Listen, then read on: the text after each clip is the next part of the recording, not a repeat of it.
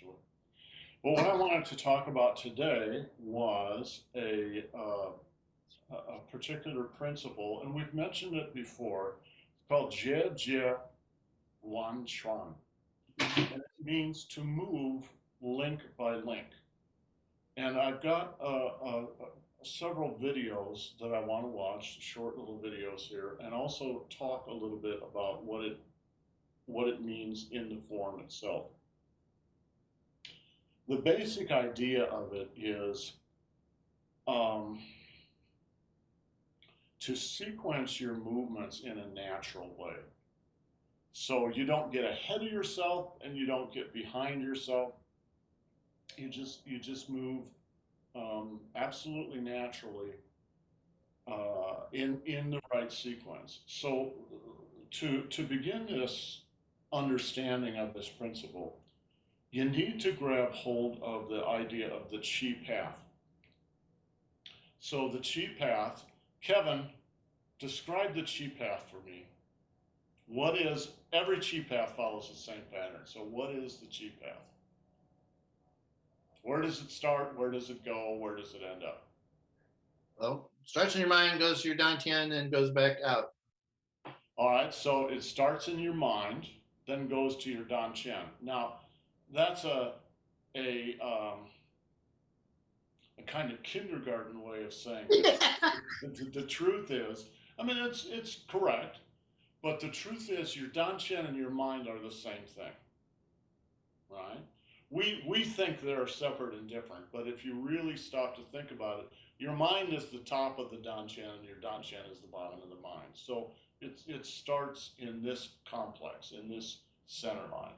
And then, Kevin, where does it go? Well, depending on what you do, it goes down to the ground, then comes back up, and then is expressed out by either what you're doing. It's just a very simple idea. It's kind of a giant loop on itself. It always goes to the ground. It always grounds itself. Now, maybe if you were in zero gravity, if you were with Elon Musk out there on your way to Mars, maybe it would be a little different. But fortunately, we are not in zero gravity, right? So it starts in the mind, goes to the ground, and then boom, comes back and up and out. Every yin and yang cycle follows that pattern. It's very, very simple. However, we are not naturally trained to do that. That is the natural way of moving. But the fact that it's natural doesn't mean that we move that way because we're actually trained not to do that. All right, I'm going to illustrate that. Hold on here.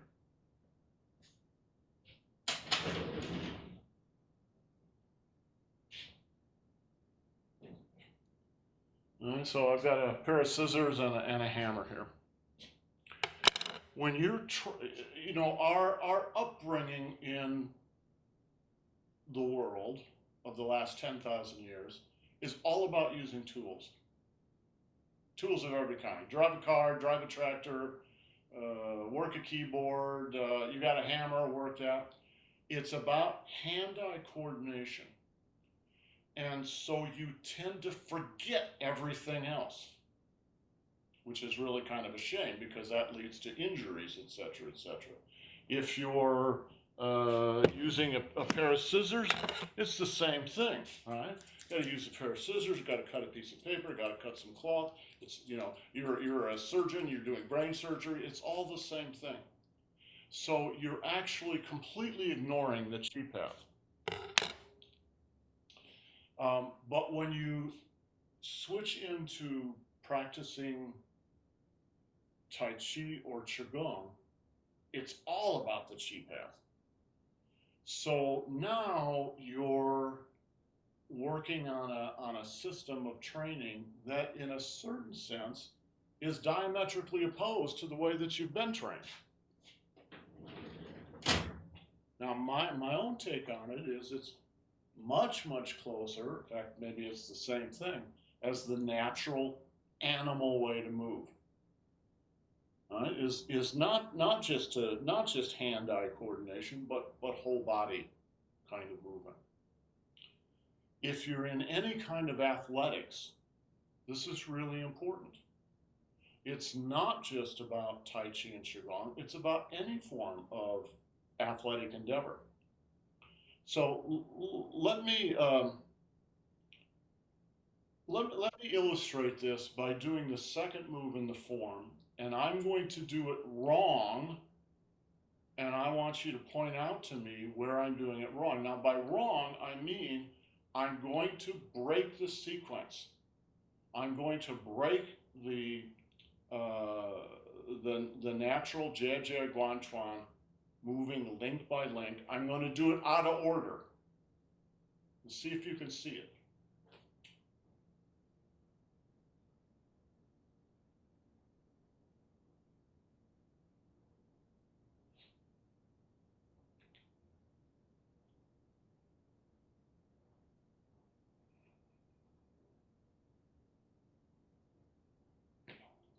Could you see it? Not really. That's okay.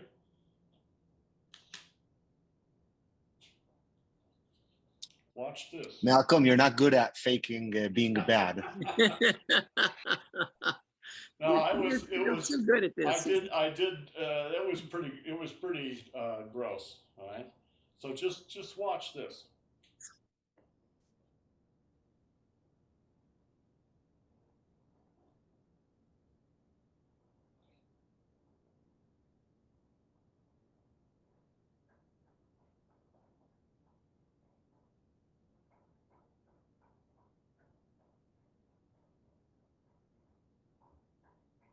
Uday. That's incorrect. It's raising the elbow. It's moving the elbow out of sequence. The sequence in your arm is always shoulder, elbow, wrist, fingertips. Very Mhm. simple. But almost everybody, and I mean everybody, when they learn that move, they will raise their elbow. Now, the truth is they'll raise their elbow in all the moves, but it really shows up in move number 2. The way this should look is like this. Right? Shoulder, elbow, wrist, fingertips. Right? Not right? Elbow, shoulder, wrist. That's out of sequence. Everybody does it wrong. Truly. It's because of this training that I'm talking about, this kind of mechanical training. What happens when you do that is it breaks up your chi path. So you can't exert any energy because you've screwed up the chi path. And it's unconscious. Of course, you're not doing it on purpose. You're just following your previous training or your previous acculturation. Right? And boom, you're out of sequence. So a lot of Tai Chi training is about becoming aware of these places where you have what are called Mao Bing. Mao Bing. Niola Mao Bing. Bude, Niola Mao Bing. You've got a bad habit. A Mao Bing is a bad habit. Right? It's habitual. And we don't even realize we're doing it until you become aware of it. And then you have the possibility of starting to work on it a little bit. So I'm going to play you a couple of videos. The first one is a little bit of a conversation between me and Catherine in the earlier class, the beginning class. The second one is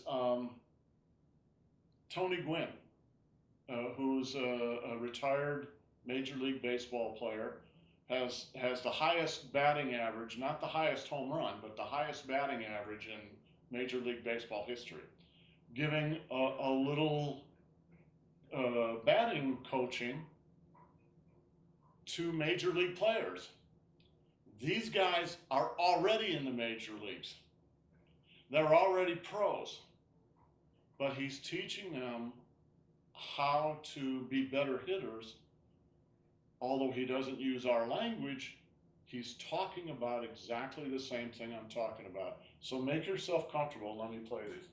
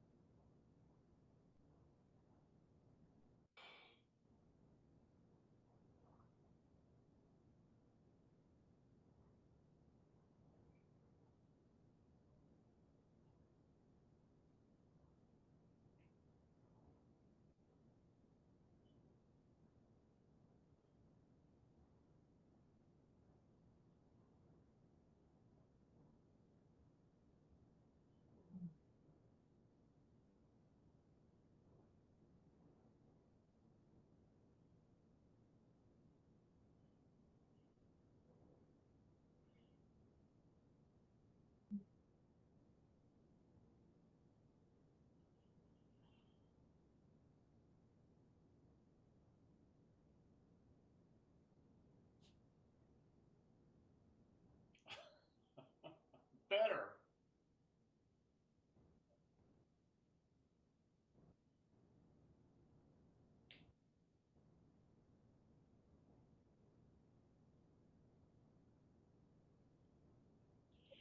Let me that's it's better, but you still got a ways to go. Let me explain why that's a problem.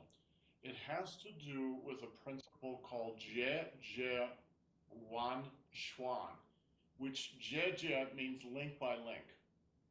So it means to move the body link by link. And what they mean by link is like a chain, actually. So you think of each of your joints as a link in the chain. All right? When you have your elbow up,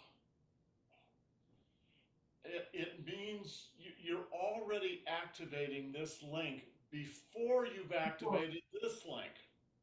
So instead of going 1, 2, 3, it goes 1, 2, 3, and it won't work.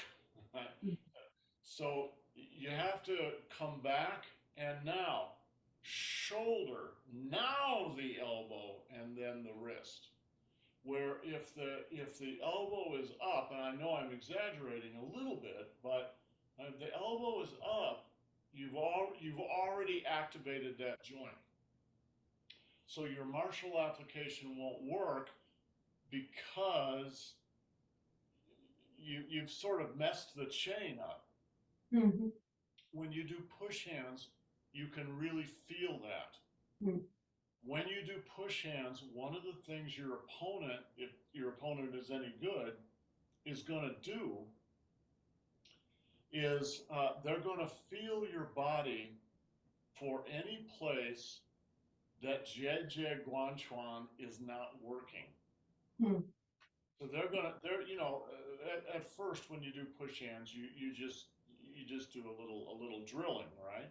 One of the reasons that you do a little drilling is to check your opponent out, and of course they're checking you out too, right?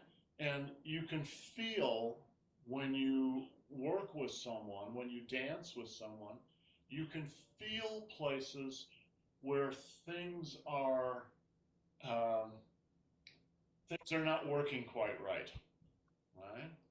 So you can feel when an elbow is up and you think, oh, that's just a little thing. It's the little things that count. It's tiny little things. Right? So keep your elbow down so that now it can go shoulder and then elbow and then wrist. that allows you to keep your leverage. So when you do the move,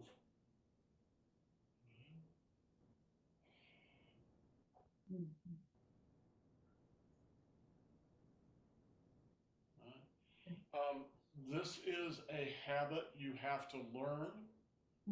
It it it's good for every move in the form, but it really shows up in this second move right away. Almost everybody, really almost everybody without exception, does it wrong at first. So it's a learned habit. All right?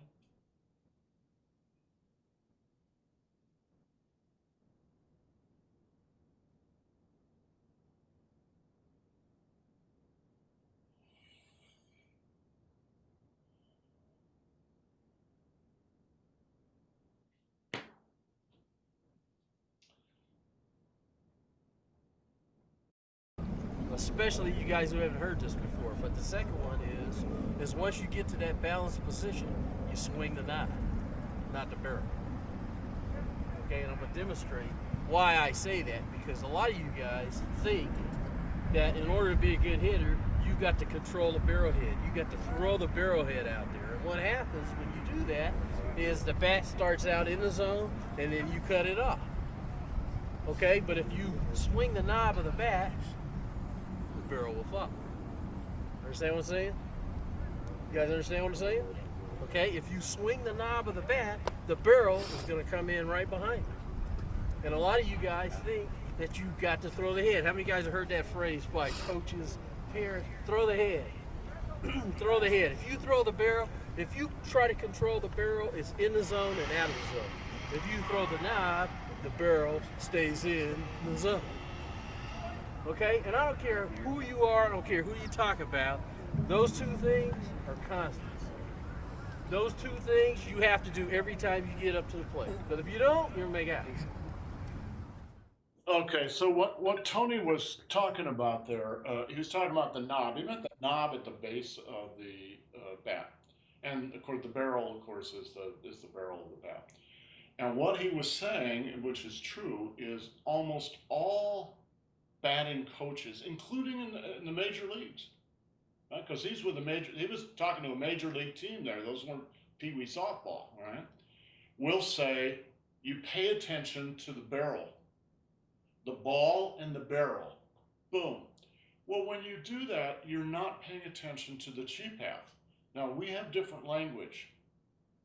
He does not have our language. So, in a way, the way I'm going to explain this is more sophisticated than what he just said. He was absolutely right. So, he's approaching it from a very practical point of view, but he doesn't have the same theory. The theory is very simple. If this is a bat or a sword or a staff or anything you might be using, it's an extension of your body. And so Jie Guanchuan includes this extension of your body, in this case a bat, all right? So this is, this comes before this, all right? This needs to move before this moves. So it needs to go to shorten the path here. Just talk about the arm. 1, 2, 3, 4. Not 1, 2, 3, 4. You don't pay attention to the barrel. What you pay attention to, he was saying, and this is a guy who's got the highest hitting average in Major League Baseball history. What you pay attention to is the knob, right? The knob down here, and the barrel will follow the knob. That's his way of saying, keep your chi path straight. You have to be conscious of it, and you have to keep it straight. 1, 2, 3, 4, not 1, 2, 4, 3. All right. Now, this is higher level stuff than what you guys are probably used to, although we did talk about it a couple of weeks ago. But you're far enough along on that relax, slow down, and pay attention to that in your form. So the knob goes first, and in a sense, you don't even think about the barrel. It will just come. It's the same thing, right? You go 1, 2, 3, 4, the tips of the fingers, boom. You don't have to think about the tips of the fingers, just shoulder, elbow, wrist. Shoulder, elbow, wrist, and it will be correct. Now, I want to finish with a final video of someone who I think is doing this really beautifully. She's also showing the use of Fa Jin in a very unusual way. Most Fa Jin is using the daimai, side to side, right? She's doing vertical, up and down, okay? This is about a 3-minute video. We're gonna watch the whole thing though, so hold on.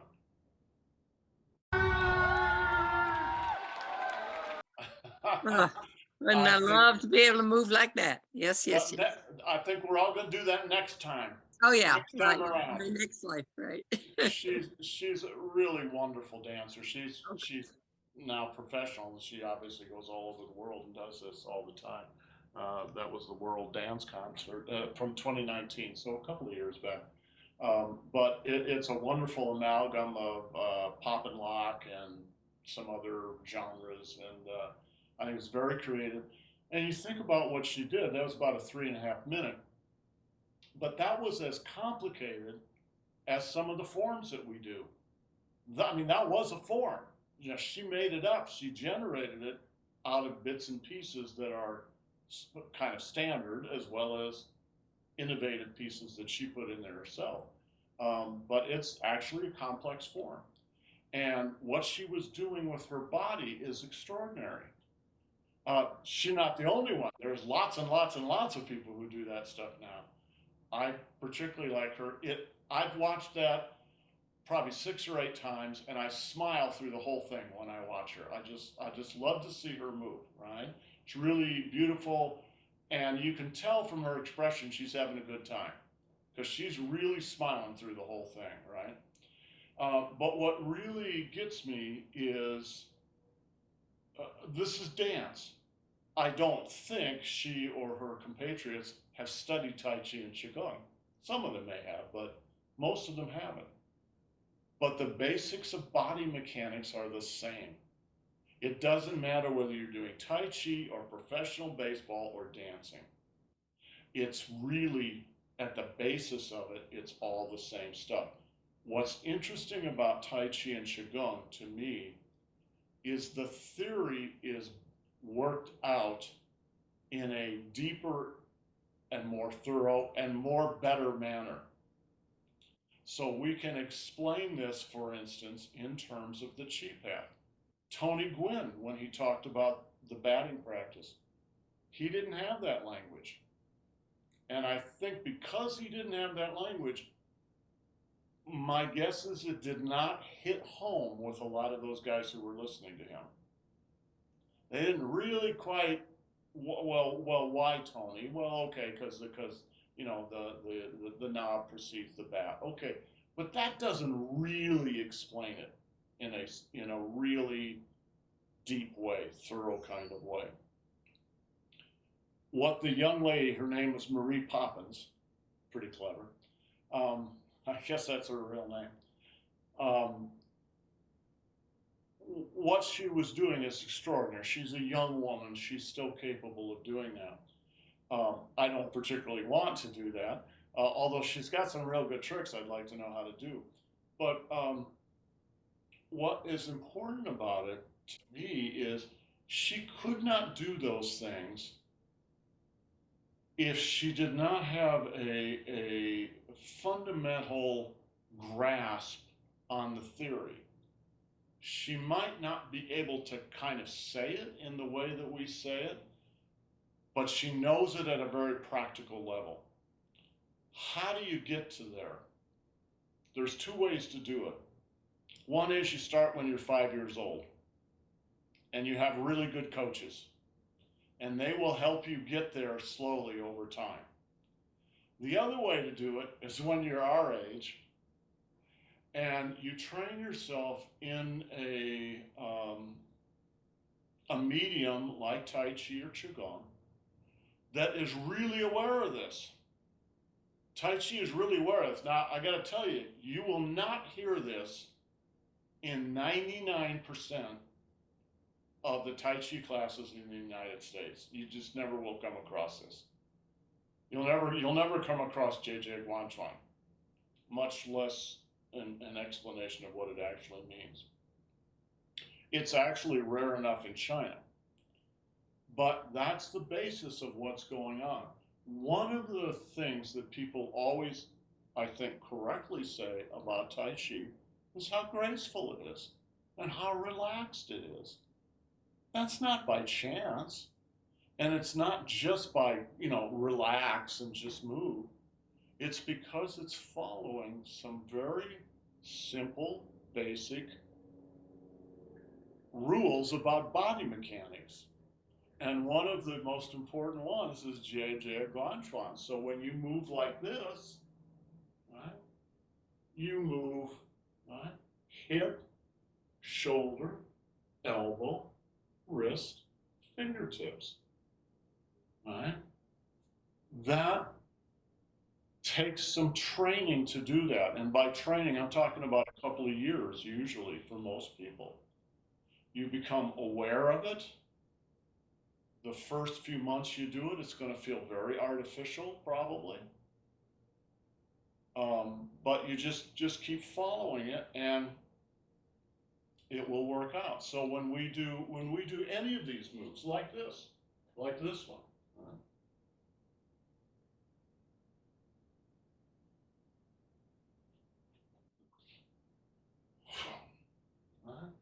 you have to follow Jie Guanchuan if you actually want to do that the right way. And if you don't do it Jie Guanchuan, it won't work. It won't be powerful. The internal rhythm will feel very awkward, and it won't look graceful. So whenever you get to a place or a move in the form that you feel yourself does not feel smooth and graceful, slow down, look at it and go, okay, and just make the assumption something I'm doing is out of sequence. And see if you can figure out what it is. Most Tai Chi training is self-training because the teacher cannot be there and do every little thing. You have to do it yourself. What the teacher should be doing is giving you the principles and maybe an example or two. And then you take this stuff, slow down, relax, and see if you can find, right, a way to look at those principles. Shoulder, elbow, wrist. Shoulder, elbow, wrist. Shoulder, elbow, wrist. Boom. Yeah, Kevin. Well, in the second movement there, if you think of that elbow as being an elbow strike, then you're going to have your elbow raised to a certain extent. But if you just try to get that chi past your elbow to your wrist, I mean, you can feel it hit your elbow if you're doing it right. Yeah. And then you can feel it slide past your elbow to your wrist if you're doing it right. Well, that particular place in that move, the contact point is either on the side of the hand or on the side of the wrist. So you can think of that as just shoving something aside. So it's not an elbow strike. It's a strike here. A little later in the form, right? Watch my right elbow. There, that was an elbow strike. So because the chi path goes to the elbow rather than the hand, raising your elbow makes sense because you're trying to hit somebody's jaw up there. But that's only because now you're using the elbow rather than the hand. Other questions? Okay, tomorrow we'll do a little work on the first section of the form and just look at, you know, where this often shows up is in, well, I'm talking about the elbows so much because it often shows up in the elbows. It can show up in other places too, but the elbow is kind of the stalking horse for this whole thing. So we'll take a look at it tomorrow and just see how people are doing.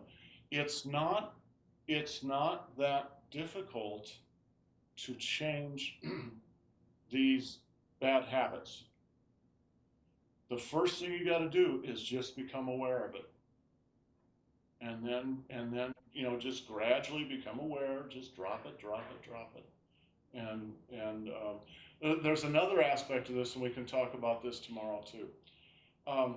Watch my danchan.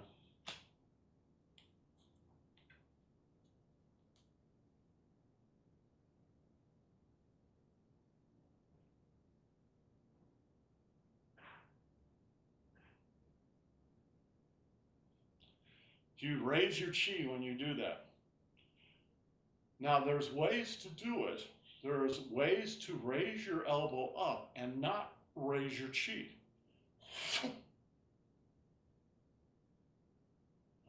How can you do that and still keep down? That comes of control of Shuling Dingjin Chichen Danchin. So there are ways to physically raise your elbows and not raise your chi. But almost without exception, I've personally never seen any beginner who didn't raise their elbows and their chi at the same time. Right? And by beginners, I mean for a lot of people, they never get past that. It never happens. And when you raise your chi, you're not grounded. When you're not grounded, you're not going to be relaxed. When you're not relaxed, it's not going to be graceful. It's not going to look graceful, but it's not going to feel graceful. And the truth is, we're all very graceful people. So, all right, guys, we'll look at it in the form itself tomorrow.